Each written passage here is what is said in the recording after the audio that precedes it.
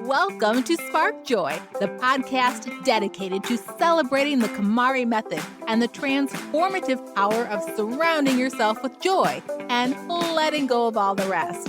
With your hosts and certified KonMari consultants, Kristen Ivy and Karen Sochi. And now, here's the show. Today, we explore the mindset and reasoning behind holding on to things because they represent a particular dream, goal, or investment that's been left unfulfilled. Even though you know in your heart that the items have overextended their welcome, it can be painful to let go of them, or maybe even the idea of them. We call these items unfinished business, or maybe someday items. These are things that represent an ideal, aspiration, or a dream that you had about the kind of person you wanted to be. Maybe you saw yourself as a gifted artist or an accomplished cook. Maybe you tried to journal every day or create elaborate scrapbooks for your family. Maybe you saw yourself using workout equipment or on a specific diet or meal plan. Maybe your list of to-dos tripled while decluttering, leaving you with things to repair, mend, or upgrade. When your KonMari tidying journey is over, you'll have the time, resources, and energy to pursue these passions. So it's important to make sure every second of that time counts by filling it with high-value activities, edited down to just the things you love and intend to complete in your lifetime. Today, we'll talk you through how to handle unfinished business and ensure that your aspirations are true to who you are and who you want to be. But first, it's time for a joy check. Kristen, what is sparking joy for you in the new year?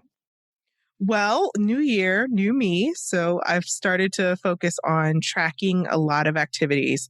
And the first thing I started tracking was my time. So I'm not really making judgment or analysis about it. I'm just tracking where I spend my time, trying to get to a whole 168 hours, which is 1 week's worth of solid time tracking, which is very difficult because when you're in the moment in your life, like it's very hard to stop and like enter the things into the spreadsheet and make sure you've got it all aligned. And I'm color coding things and doing all the things. So it's been really fun to look at where my time's going, and I've expanded that exercise to fully embracing bullet journaling as well. So I've had many journals over the years. I've had one probably since I was in the 8th grade. Like I love planning. I love goals from, Trapper Keepers and Franklin planners and everything in between. So I am usually not too loyal to journals and often have like a graveyard of like half finished or unfinished journals going on. Speaking of unfinished business. So this year I decided to talk to an expert and also really shift to a style of journaling that is more of my own. So I basically created my own bullet journal or dot journal. And it has components that are completely drawn and designed by me. And it has the little things that I liked from all the journals that have come along the way, my journey of life, all in one place. So it's completely designed to fit the way I think about tasks and life. So yeah, I've just gone like head first into this, and so far so good. I have not missed any days or forgotten to track things for the most part. So consistency is key. So we'll see where it goes. Mm-hmm. Wow, it's super interesting that you mentioned this because, as you know, we will be focusing on tracking things in an upcoming episode. So I'm excited about that as well. Yeah, I'm excited to continue to talk about this whole idea of paying attention to your time and your schedule and your tasks. That comes up a lot when we talk about KonMari and tidying. So I'm sure we're going to tie it in future episodes as well. So Karen, what's going on with you? What's sparking the most joy these days? I have finally come to terms with letting go of a dream that involved gutting and remodeling our master bathroom. This bathroom was very sloppily renovated before we moved into the apartment. And I knew that the previous owners had pulled it together just to sell the apartment. I could tell that it was not a really good remodel, but we wanted the apartment, and I had hoped that someday I'd be able to remodel this bathroom the way I wanted it to be. We've decided that we probably are not going to be in this apartment long enough to really justify a complete remodel. So as much as I hated it, I've let go of my desire to just really redo this whole bathroom in the way that I wanted to do it.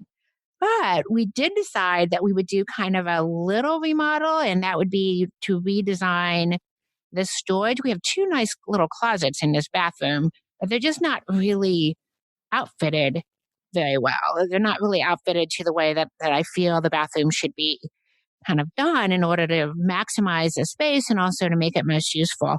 So I'm going to go ahead and do that, as well as a few other little things that I think will make me feel better about the bathroom. So I'm having one of the closet people that I use a lot for clients come in and give me an estimate next week, actually, to let me know what he thinks we can do for the closet. So part of it was letting go of some unfinished business, but also taking a look at what I do feel good about accomplishing in this particular space. You know, the bathroom, spent a lot of time there and want it to be nice. So looking forward to getting that done. Yeah, that's going to be a nice one to check off your list, and probably great for resale too down the line. And imagine having really efficient storage is key in New York. Oh, yeah, it certainly is. So I feel good about the decision. I didn't feel great about the amount of money that it would have cost to do exactly what I wanted to do. So this nice little compromise feels like something that's really manageable. Plus, it won't take a long time. And yeah, we'll see. We'll see how it turns out. But yeah, I'm looking forward to getting that over with and just kind of putting that kind of that unfinished business behind me. All right, so let's get into it. We'll start by defining what we mean by unfinished business. This is about the things that you have held onto over a long period of time without making progress toward completing the action steps involved. These things can hold you back, cause confusion, and in extreme cases, can cause you to abandon your tidying altogether. Now, we'll walk through examples of common maybe someday items you may encounter in KonMari category order. We'll start by talking about clothing in general, but repairs and adjustments of these things specifically. Clothing is a category where repairs and adjustments can really come into play with a lot of the items that you're holding on to. Do you have mending or tailoring that needs to be done? Jars full of buttons that are kept just in case, all the buttons that came with garments that you just stick in a jar or a drawer, thinking that you may need them one day. Ironing is a big category. Lots of times we have garments that really aren't wearable until they've been ironed, but ironing is a tedious task. So sometimes these things just don't get done. It's important to remember your time is valuable. So the first step is to evaluate if the item is worth the effort to take care of it. So if something has a rip or a tear, is it time to let it go, or is it time to spend the money, effort, and the time and energy to bring it back to a place where you would feel proud to wear it? Make sure you don't put things in your closet that aren't already ready to wear, ready to go. So going back to Karen's point about ironing, making everything grab and go is key. When I'm working with clients, a lot of times they've decided to keep something, but they'll say, oh, but I have to iron this or it needs to go to the tailor. And then they'll want to put it back in the closet just to get it out of the way. I try to really discourage this because nothing should be in your closet that can't be worn. It just makes it so easy to forget about it again. And it'll keep you from being able to wear something in your closet that you might really love. It just requires a little tailoring or a little mending. But when it comes to things like ironing, you may have the most perfect shirt that you love, but it only works if it's been ironed. Is it going to be worth to you the amount of time or money, if you're sending it out to get ironed, that is required in order to make it a wearable garment? It's okay to decide that you really like something, but you know that you're just never going to be able to do what's required in order to make it wearable. I've actually designed my life in a way that I don't have to iron hardly at all. I actually only have an iron for guests. And then I have a steamer that I use if I need to touch up something, but it's rare that I need to do that. I think it probably comes from the fact that ironing was my main chore in my childhood. So as Wow. an adult, I was like, I don't want to iron anything because I was tired of doing it so much when I was younger. So I make sure that, like you said, everything in my closet is grab and go. And ironing also shows up a lot when I'm going to travel for a long vacation. So I'm going to Greece in July, and I was just looking at the things that I have in my closet for that trip. I was really making sure I would shop my closet for it. There was a couple of things that were in the far back corners, like the goal clothes, let's say, that I'm going to Uh-huh. wear. And some of them had been in a box for a while, so they were getting a little wrinkly. So I remember making note in my mind that I need to make sure to iron these before I go on my trip, because the last thing I like to do on vacation is iron anything. I don't want any of my vacation time used towards that task. So I also plan ahead when I'm traveling to make sure that all that unfinished business is taken care of. For me, it is hand washable things. I used to have a whole lot of things that had to be hand washed and hung up to dry. And they would pile up in the closet because I had a little place where I kept them, but they would just gather there until I would just get fed up with the pile and wash them. And I really didn't like doing it, and I didn't do it very often, and it kept me from wearing certain things. So I just got rid of those things. I still have a few things that need to be hand washed, but I've really limited the amount of things that I own that require a lot of special care. And for me, it just makes it a lot easier. I still have a few things like that, but I've just found it really not something that I like doing. It's just a task. It's just an additional thing. And for those garments that required that kind of care, I just decided that balancing it out, it was not worth what it required.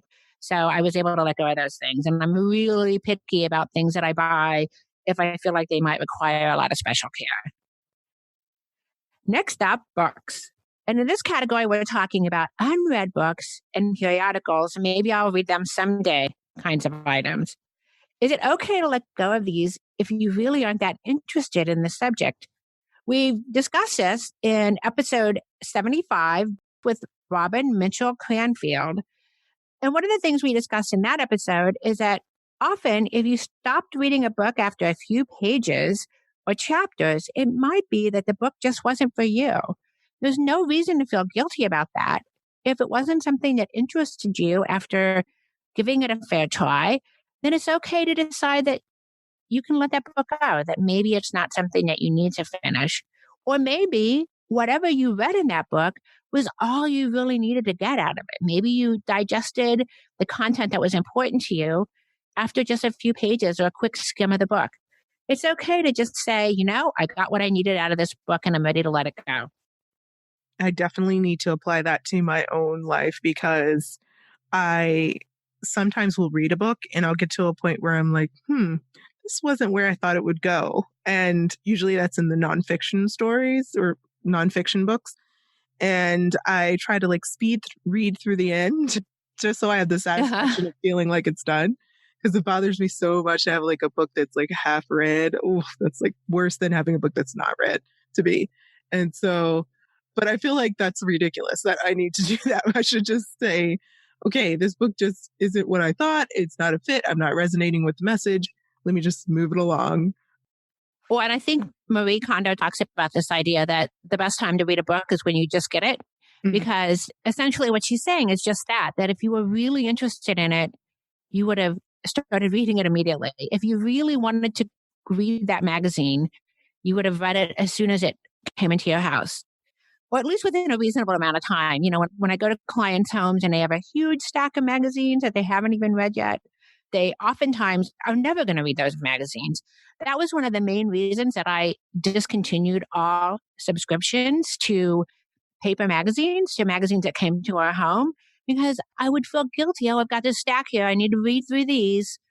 I have found that if there's an article that I want to read, I can find it in a different format. And I think that makes kind of the clutter that developed around my home when it came to things like newspapers and magazines, just really disappear. And I haven't missed them. Exactly. It's rare that we do miss them after we let go. They seem so critical in the moment. Right. I can't even remember the catalogs that I've canceled or the magazines Yep. besides Domino. That was pretty hard for me to cancel way back when. But I actually have a client who has a collection of all of the Dominoes. I used to as well. And I ended up letting them go and just purchasing a book that represented the feel and the collection and the style represented in those magazines. So that's also an option. Look into if you follow Vogue or Vanity Fair or Rolling Stone, they might have some kind of coffee table book that may represent the inspiration you're trying to get from those magazines. Next up, all of our favorites, paper. So, as a quick review, and we covered this thoroughly in episode 45, KonMari Paper Category, let's review what should be showing up in this category of paper. So you're going to have act now paper items, things that you'll need to take care of very soon, perhaps over the next 90 days or over the next 6 months. Also, you're going to have keep temporary. So that's their second category. So anything that has a time boundary, like a policy, a contract, a license, those type of things are going to be keep temporary. So things like your taxes. And then we have the last category, which is keep forever. So really important documents you'll want to grab in an emergency, like a will, a trust, any birth, death, or divorce certificates, marriage certificates, IDs, passports, security documents, all of those type of things. So those are the categories that are showing up, the 3 main paper categories. But then there's some categories that I usually change the Post-it label for to remind my clients that paper has some other things that may appear. So you might have a pile that is shredding, and you might have a pile for scan, and you might have a pile for relocation. So that could be relocation within your home or to your office or to give someone else. So those 3 additional categories may show up. They're not official paper categories, but they're more like business categories. And they sometimes turn into unfinished business if not addressed efficiently. So definitely keep an eye out for that type of unfinished business, piles of to shred, to scan, or to relocate. Also, just as a reminder, paper is different than sentimental. So you might find some items within your paper clutter category that are literally and physically paper, but they're things like journals or kids' artwork or photos. All of those things are sentimental for the most part, depending on how you feel about them and depending if they're going to take a long time for you to process or start you heading down memory lane a little bit too early on in the KonMari cycle. So make sure that you separate the 2 tasks and deal with true paper first before jumping into sentimental. I remember when I was processing my own paper, I was putting a lot of ideas to rest and a lot of previous life seasons to rest. So I had a big task and I had a big box of business cards. And that, oh my goodness, talk about unfinished business. Just looking at that box gave me so much guilt, knowing that I didn't immediately follow up with the people in that box, knowing that I didn't stay on top of the fact that times I would receive 30 business cards at a time because I was doing a lot of workshops and events. I wasn't really on my contact management. And also I was in the midst of shifting from potentially going into a design field to being an organizer. I was right on the fence of making that decision. My clutter was like whispering to me, maybe the KonMari direction was the way to go. So in the end, I decided to let go of the entire box because in this case, business cards are very time sensitive and they often go out of date very quickly. So it's important to take action on them immediately. So now I don't let them become unfinished business. I scan them into my phone. I email people immediately so I don't have a lot of paper hanging around or anything hanging over my head, causing me guilt and stress. And again, I think this is one of those categories where you can safely say that if you didn't take action on it pretty quickly, that maybe it's not anything you need to take action on at all. So that's always an option. The next category is kimono. Under kimono falls a lot of different unfinished business. The big one for me is hobbies. Hobbies can be involved in a lot of different kimono subcategories: cooking, sporting goods, or hobbies such as crafts. But this one can be a really big one when it comes to unfinished business. For some people, buying craft supplies is actually the hobby. Going to Michael's or Joanne's or some of the other crafting and make do it yourself kinds of places can actually be the hobby itself. It's really fun, this idea, this allure of making something yourself. And sometimes that's more appealing than actually spending the time on the project. Hobby stores are really tempting. Lots of times they're really beautiful. I don't know how to knit, but I've gone into yarn stores before and I just wanted to buy every color of yarn there because they can be really beautiful. Needlepoint patterns, a lot of times the potential of a needlepoint pattern and the craft projects in how to do it books are much more appealing than the idea of actually sitting down and spending the time to do it. You may have had moments of, well, I could just make this myself, or I could bake this pie myself if I just had the right equipment. But then maybe when you got those things, they just sat in the bag, or maybe you started and never really finished it. You might have bought patterns or fabrics or silk flowers to put a project together, but you just never got around to it. Maybe you bought a musical instrument and the idea was that it would be really relaxing to learn how to play it and to play it for your friends and family, but you just never got around to learning how to play. Or maybe you started and just never felt like you enjoyed it as much as you thought you would. Speaking of musical instruments, you may have started a lesson of some kind and just never gotten around to applying what you learned in that lesson. And you still have the equipment associated to this hobby, sport, or activity. It's really okay to decide something is just not for you, or maybe what you got out of it was just what you needed. I had this happen when it came to a bread baking class that I attended recently. I am not super into cooking and baking. I love to eat, but I love to eat food that other people have made for me. I'm not really into having a lot of appliances or different types of baking pans and all that. I'm pretty minimal in the kitchen.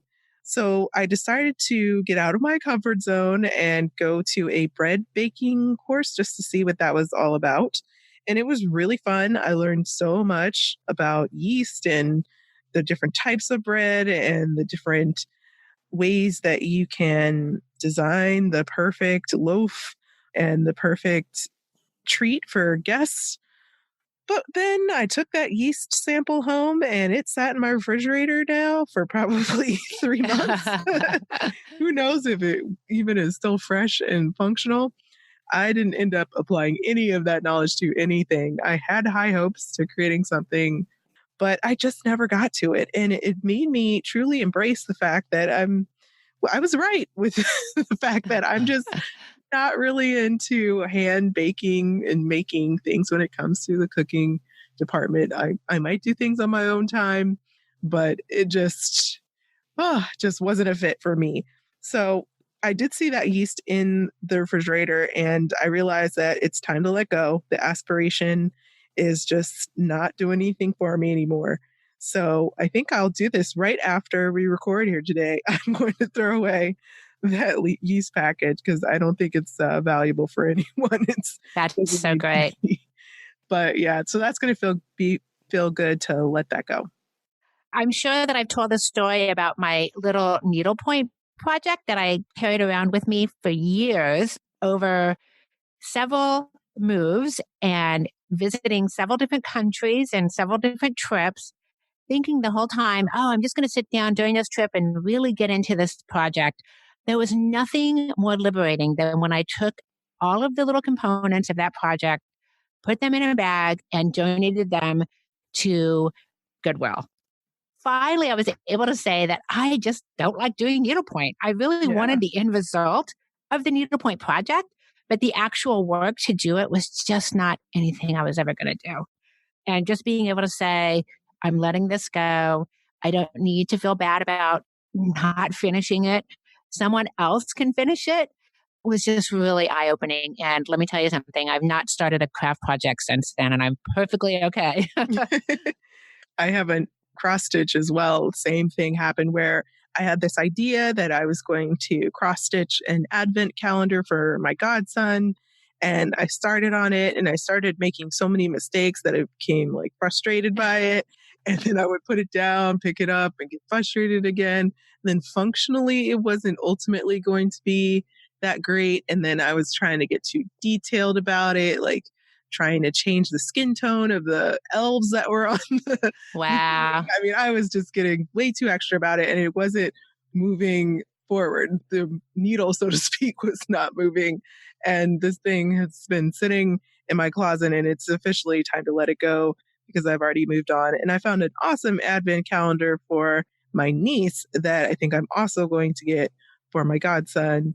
And it is amazing. It's a better quality. It's a bigger size. And yes, it's not as sentimental as this cross stitch thing was going to be, but it is sentimental in a sense, even though it was bought from a store. So I'm going to let that project go. Not going to let the hobby of cross stitching go because I do enjoy that. But that particular one just didn't make the cut. And I think also there's this idea that somehow doing it yourself will save you money. Well, getting back to this idea of baking, I can attest to the fact that the $80 I spent for the ingredients for a pie that didn't turn out very well at all really taught me that going down the street and buying a $20 pie is really the way to go next time. So really want to take a look at how you're justifying your spending money on a hobby. If you decide to do it in spite of all that, or you want to give it a try anyway, that's perfectly fine. But I think it's so important just to say, you know, this is just not for me. I gave it a try. I learned what I needed to learn, and now I'm ready to move on. The question, does it spark joy, is a simple one, but not so easy to execute alone. Extend your tidying experience by joining the Spark Joy Club, our online community filled with our clients, fellow listeners, and KonMari enthusiasts ready to support your journey. If you find yourself buried under clothing, stuck on storage, or pointing fingers at untidy housemates or family members, we want to help you finish your tidying journey once and for all. Support the show at the Joy Riser level and receive access to our exclusive virtual community, as well as the Tidy Home Joy Journal, your #1 tidying companion. Visit sparkjoypodcast.com and click on Join the Club to get started. And now back to the show. Last but not least, in the sentimental category. So, scrapbooks, displaying or installing a collection, or photograph management. Do you have plans to scrapbook, for example, or quilt together old baby clothes or display items in a shadow box? Is this something that you will do in the near future? One of the things I've noticed is that some of my clients have come up with some really creative ways of displaying things. And I think this really ties into this idea that you don't want to just stick these things away and never really see them. But what is the plan with these items? Are you really enjoying them if you have them in a box stuck under your bed or in the attic? What is the long-term plan for these items? If they are clothing related, you know, like concert t-shirts, will you really ever wear them again? Is there something else you might do with these items that would make them more meaningful to you? What are some of the options? Can you get creative with ideas on how to hold on to the memory without maybe needing to hold on to an entire drawer full of concert t-shirts or a box full of old concert ticket stubs. There's a lot of ways to do this. A lot of times clients will decide to take a photo of something and then let it go. They still have the memory. They still have captured what it was that that item represented to them, but they don't need to keep it forever. We don't live in museums, and it's important that all of the things in your home are important to you right now, not something that you see as maybe someday I'll get all these photographs together and make a scrapbook, or maybe someday I'll want to do something with these old corks that I've saved from all the wine bottles that my spouse and I have shared together. Think about what is important to you right now and make sure that you have gotten creative with how to enjoy the things that are a part of your life for now.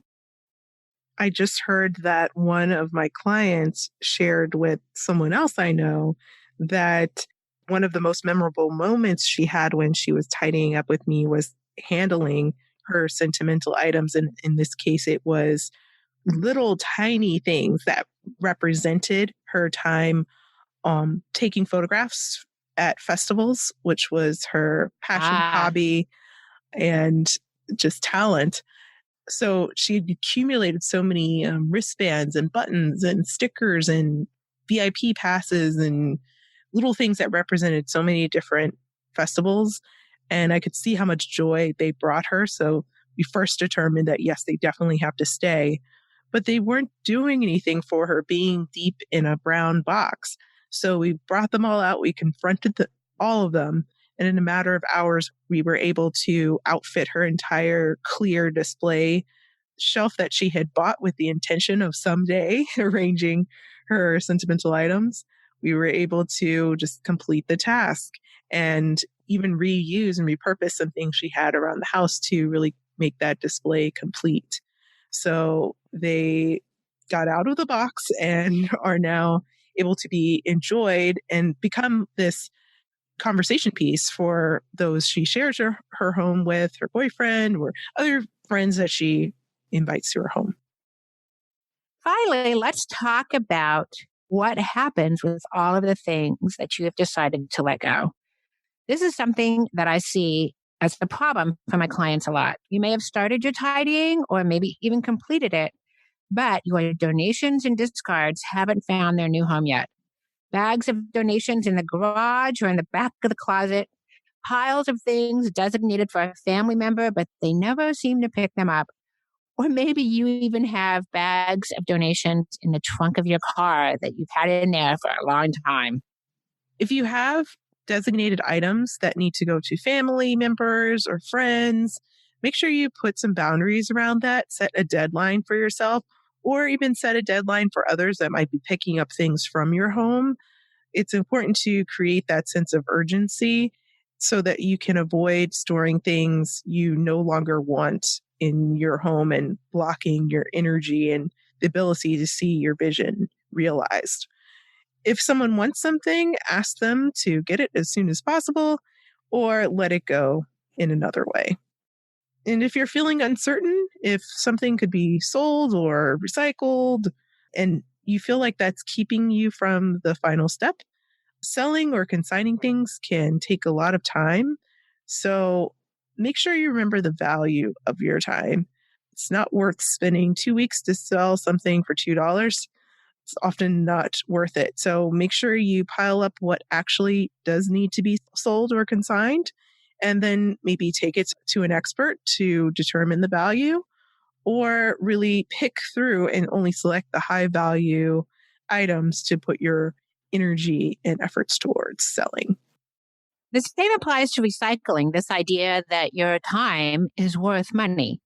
Try your best to make sure everything is disposed of consciously if that's something you value, but commit to learning what to do with these things and direct them to the proper place rather than just let them sit. Spend your time, energy, and often your resources making sure everything is disposed of properly can really be a huge burden. You want to remember what your ultimate goal here and what your vision is, and that is to get these things that no longer work for you out of your home. You may have to diminish or consolidate some of your plans and expectations to avoid keeping something around just because you can't find the proper place or way to dispose of it. So we've defined what unfinished business is, and we've identified where it shows up in every KonMari clutter category. Now we're going to talk about how to make those tough decisions. What stays and what goes. So where should you start? Well, you can probably guess. It should be your vision. Lean back on and read through the vision of your ideal living environment and your ideal life. Read it before your tidying event, during your tidying event, and after. And try to figure out how your unfinished business ties back to your vision. That's going to be your first task. And then as you're tidying, make sure you are aware and you acknowledge the unfinished business that's showing up. So by awareness, I mean writing something down in the form of perhaps a mindful shopping list or a take action list. Also, you could do an aspiration survey, if you will. I'm going to have one of my clients do this in her office space. Once we've gotten further along in kimono tidying, I'm going to have her look up from the piles and the details and see how many aspirations are represented just in her office space. And then check in that moment and a little bit later on through the process to see if that's comfortable for her to leave around. It's just like leaving a book that you haven't read on your shelf for a long period of time. You've got to check in on if that makes you feel good or if it makes you feel guilty. And also reevaluating your capacity to embrace the unfinished business and aspirations that are showing up on this list. So at the end of your tidying event, you can check in to see if there's anything left that needs to be done and run each thing through a filter called the 5 Ds. The first D is do. So that's pretty self-explanatory. Do the thing, especially if it takes 2 minutes or less. Just get it done. Next is diminish. That's your second option. Diminish is this whole idea of making the task easier for yourself. So as I mentioned, instead of hand stitching an advent calendar, going to the store and purchasing one. That's going to save me time and still have the same amount of impact. Next is delegate.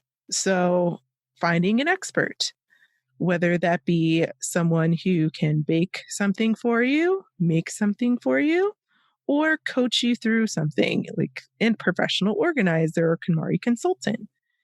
Make sure that you're delegating the things that you may not be strong in. So this takes a certain amount of self-awareness to understand some of your weaknesses and stepping forward and confidently reaching out to an expert that can push you to the next level. Next is defer. So that's moving the item further down your calendar. So there's some projects I know that aren't priority now, but will be in the future. And I defer them and very intentionally on my calendar, choose a specific date for them to land. I don't mean defer them multiple times. So that can sort of be a little bit of a way to procrastinate. So make sure you only defer the things that are super important and you're really going to get to over time. And last but not least, we have the option of deleting the task. So that's really also self-explanatory, just recognizing that, hey, who am I fooling? Right? That's the who am I fooling button. I'm really not going to do this thing. It's really not that important anymore. All right. So once you run your task through the 5 Ds, if there's any that you are delegating, deferring, diminishing, or doing, you should make sure that they end up on your calendar or in some kind of plan so that you can give yourself some relief. For example, I have a project that I'd like to get done within the next decade. I set certain time limits. I put it on my calendar to check in with it over time. But because I have been intentional about it. It doesn't wear on my mind as a source of, oh, I feel bad and guilty that I haven't gotten to it yet. Make sure you're realistic with your plans and they align with the schedules of others who may be involved in completing this particular task.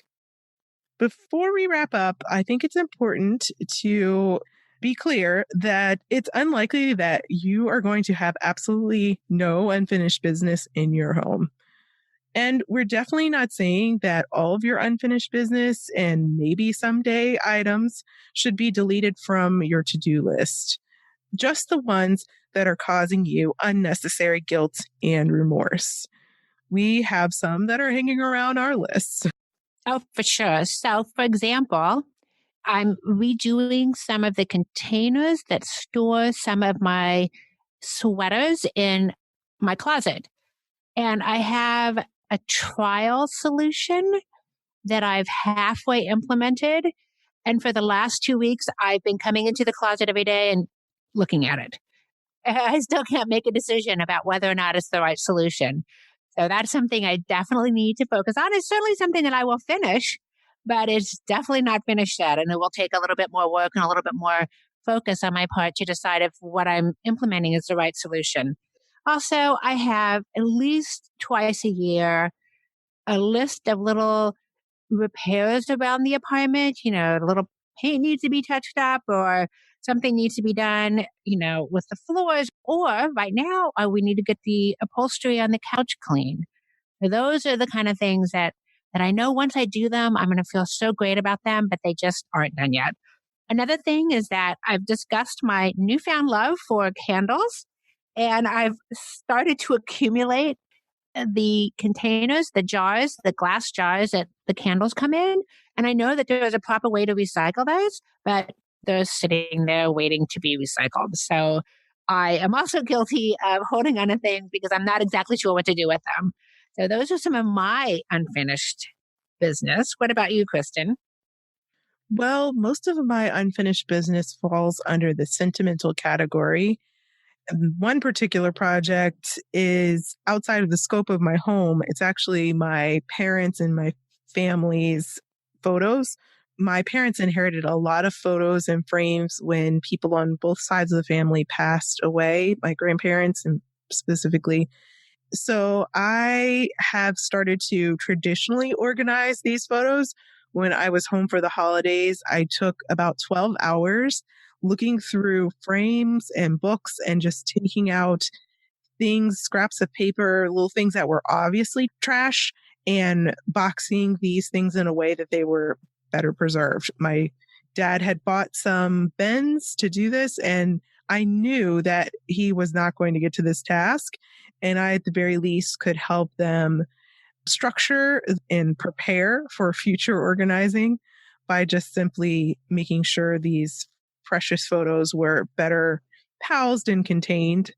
So that took forever. and and that's just phase one, right? So phase two won't occur until my mom decides she will officially retire, which she's hinted at for at least 3 different times now that she's about to retire over the years. So I'm really not sure exactly when she's going to retire. I think it's going to be over the next 2 years. We'll see. But when she retires, then I can work with them in terms of actually going through these photos and figuring out who the people are, which ones really need to stay, and how we're going to preserve them for future generations. And so that's a bigger project that's definitely still reads as unfinished in my spirit, but I know that there's a time frame and a boundary around it.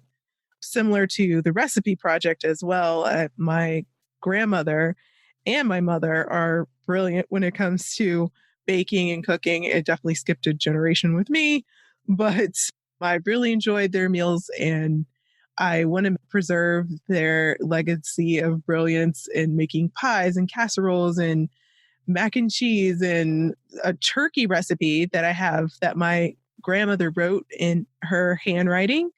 And I have this and I want to make sure it's carefully preserved and I want to make a recipe book. And when I talked about this project, my friends wanted it to be done already and were like more excited than I was about it. And so they have told me I have to finish it within the decade. So we'll see. That the Ivy Winfrey like family recipe book will be worked on over the years, but those are the two things that I would say are definitely two big projects that remain unfinished, but they also remain on the to-do list because they're important. So to close us out today, let's consider that sometimes our unfinished business and our someday aspirations can literally stand in between finishing a goal or living a clutter-free lifestyle. More often, these things may be a big part of the vision that you have for yourself, but it's important to give yourself a break. If you just aren't really interested in something that seemed like a good plan or a decision that you've made in the past that just didn't quite work out, step into your reality and lead with compassion and honesty. We're all human, and it's okay to make mistakes. We've all invested our time, energy, and money on things that didn't work out for whatever reason. Trial and error is a necessary part of learning, growing, and adulting. Give yourself permission to let go of things that are no longer a part of your vision. Give yourself permission to change your mind and decide how to learn from past mistakes and how to spend your time, energy, and resources in new ways moving forward. Don't let a past plan turned unfinished business keep you from moving forward into the future with confidence. So now we want to hear from you. Tell us your burning tidying questions or share stories about how KonMari has impacted your life. Head over to Apple Podcasts to subscribe and review the show, which helps us reach others along their tidying journeys. To extend your tidying experience, you can join the Spark Joy Club. Visit sparkjoypodcast.com and click Join the Club to become a member of the Spark Joy community or join us on Facebook, Instagram, and Twitter. Thanks for tuning in, and we hope your day sparks joy.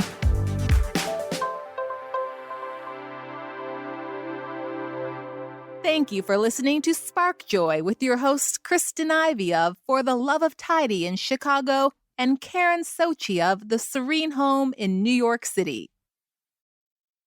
Spark Joy, the podcast, is not endorsed by or affiliated with KonMari Media, Inc. The opinions expressed on this episode represent the views of the co-hosts and guests alone and do not represent the corporate position of KonMari Media, Inc. or the KonMari consultant community.